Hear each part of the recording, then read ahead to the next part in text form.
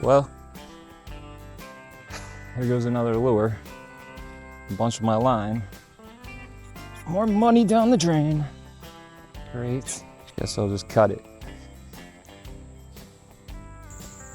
All right, before you cut your line, what if I told you there was another way? A way that might get your lure back, your expensive line back, because we know that's not cheap. And probably most important of all, it's gonna save a lot of wildlife from getting wrapped up in your line. It's gonna prevent the eyesore because it looks ugly. We all know this time of the year, we see line hanging from the trees everywhere. We see it floating out in the water. I've seen birds wrapped up in it, dead on the shore, so I've seen the effects. Also, it's just a pain in the butt to other anglers. Like, everybody knows once you get snagged in somebody's line, you may not get that back. It's a tough one. Getting it out of a log is a lot easier. Now, let me tell you something else. Never in my life have I had a harder time getting snagged than when I was trying to get snagged, okay? It's crazy. But anyway, let's start out with what you don't want to do. There's a couple things you really don't want to do. Number one is you don't want to do what I was doing before, which is high sticking your rod. It's not meant to be at an angle like this, straight up. So a lot of times what you're gonna do is, if you don't have your drag set like I did, it's just gonna snap the tip of your rod. I've done it before. The other thing you saw me doing is not only high sticking it, but yanking it. So not only am I now high sticking it, but I'm putting an extreme amount of force upwards or sideways. You can easily snap your rod. If you look, the side that the eyelets are facing out on and your reel, and when you catch a fish, notice the direction the rod's bending in. It's that direction. That's the way the rod was engineered to bend. So, and I hope nobody's catching a fish like this, but one thing you definitely never want to do is try to pull it this way, because that is almost certainly going to snap your rod, especially once you put that extreme force on it. So rod was not engineered to go this way. It was engineered to go this way. The last thing you want to do, and I mean the last thing on the list that you want to do, is cut your line. If you can't do anything else, you can't do anything else, okay? But like I said, there is another option. So let's go over that now.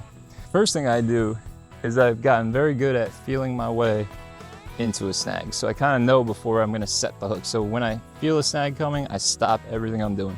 Because what I used to do, and it makes it very difficult to get the lure back, is feel a snag and instantly just choke up on it. And what that does is it sets that hook point deep in the log. So the first thing I'm gonna do actually is give it slack. I'm gonna open my bail, I'm gonna give it slack. The reason why I'm gonna do that is because a lot of times it's not the hook point stuck in the wood, it's the weight of your lure jammed in the crevice of a piece of wood. So there is no hook point stuck in anything, it's actually just the weight.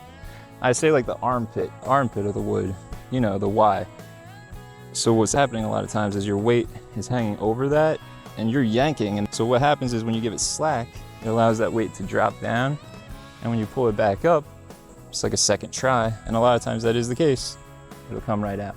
So if that doesn't work, and let's say it is stuck in a log, the hook, then what I do is I move on to the second method.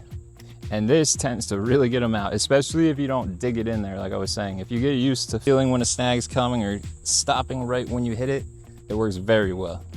So what you're gonna do is, we're gonna reel up until we feel some tension. We're not bending the rod yet, but we're feeling some tension on the lure. And then what I'm gonna do is, between the spool and the first eyelet, I'm gonna grab some line. Remember to make sure that rod tip is bending the correct way. And then I don't know how to explain it, but I'm gonna pull it out maybe a foot or two, and I'm gonna put tension on the rod tip, and then I'm gonna let it go and pop it up. Let it go and pop it up. Let it go and pop it up. Now in my case, I know that's not coming out because I dug it in there good, but you'd be surprised. I'd say 50% of the time that hook point's actually snagged in something, I get my lure back just like that. Ned rigs, jigs, it's a perfect method. Third method I use is I take the rod out of the equation. So what I'll do is I'll open my spool and I'll set my rod down somewhere out of the way. And what you should have for this step is a glove. I don't. Another method is, but it could ruin your line pretty easily, is to wrap a stick.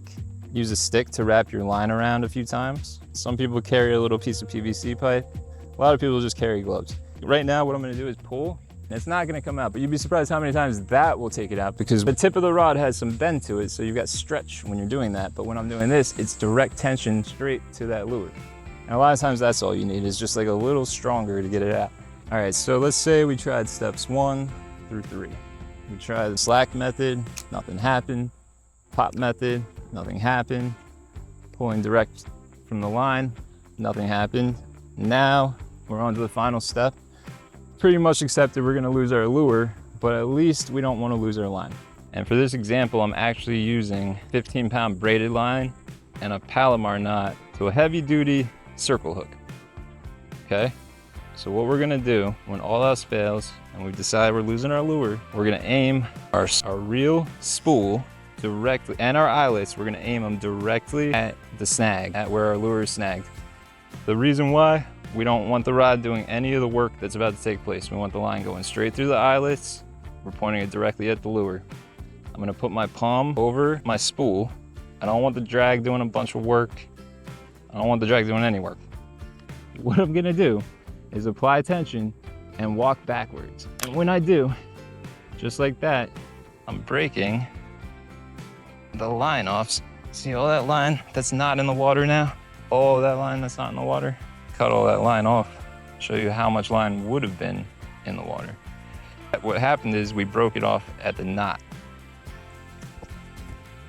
So every bit of line that was out there, we have recovered.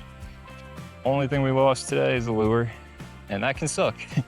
That can really suck, which is why I don't throw $30 mega basses when I'm bank fishing. But that's a whole nother video.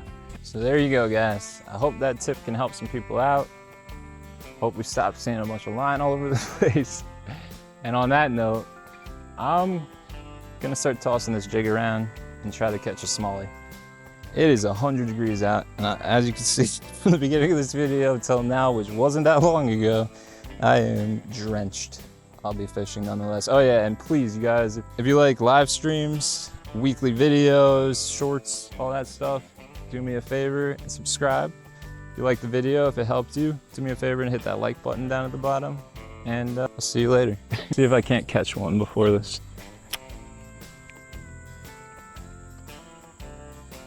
Dang. Got one.